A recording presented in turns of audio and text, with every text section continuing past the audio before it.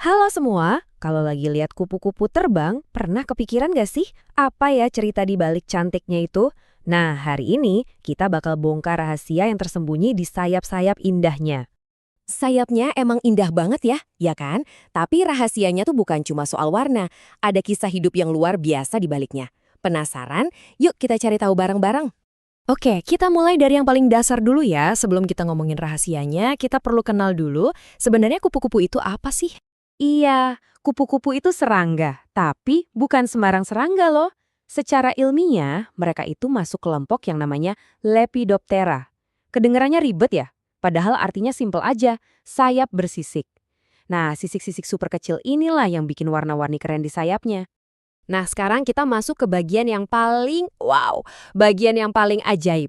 Proses ini tuh rasanya lebih mirip sulap daripada sains. Gimana ceritanya coba? Seekor ulet yang cuma bisa merayap, tiba-tiba bisa berubah jadi makhluk bersayap yang terbang bebas.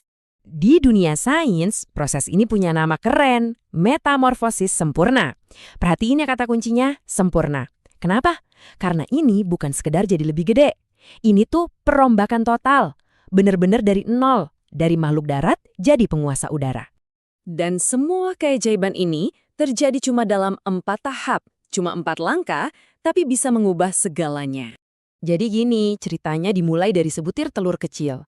Terus netes jadi ulat yang kerjaannya cuma satu. Makan, makan, dan makan biar cepet gede. Nah setelah itu, masuklah ke tahap yang paling misterius. Dia bungkus dirinya jadi kepompong. Kelihatannya diam aja kan? Tapi di dalam cangkang itulah perombakan besar-besaran terjadi. Sampai akhirnya, lahirlah kupu-kupu dewasa yang siap terbang. Jadi, penting buat kita ingat, ini tuh bukan sekedar proses jadi dewasa. Ini lebih mirip kelahiran kembali. Dari makhluk yang tadinya cuma nempel di daun, jadi penjelajah langit. Sebuah transformasi yang benar-benar total. Eits, tapi jangan salah, setelah lahir, ceritanya belum selesai. Justru, misinya baru dimulai. Kehidupan kupu-kupu dewasa itu punya satu tujuan besar, dan tujuan ini penting banget buat kita semua loh. Terus, di mana dong kita bisa nemuin mereka? Gampang, cari aja tempat yang banyak tanamannya. Dan yang paling penting, banyak bunganya. Kenapa? Karena bagi kupu-kupu, bunga itu bukan cuma hiasan. Bunga itu sumber kehidupan.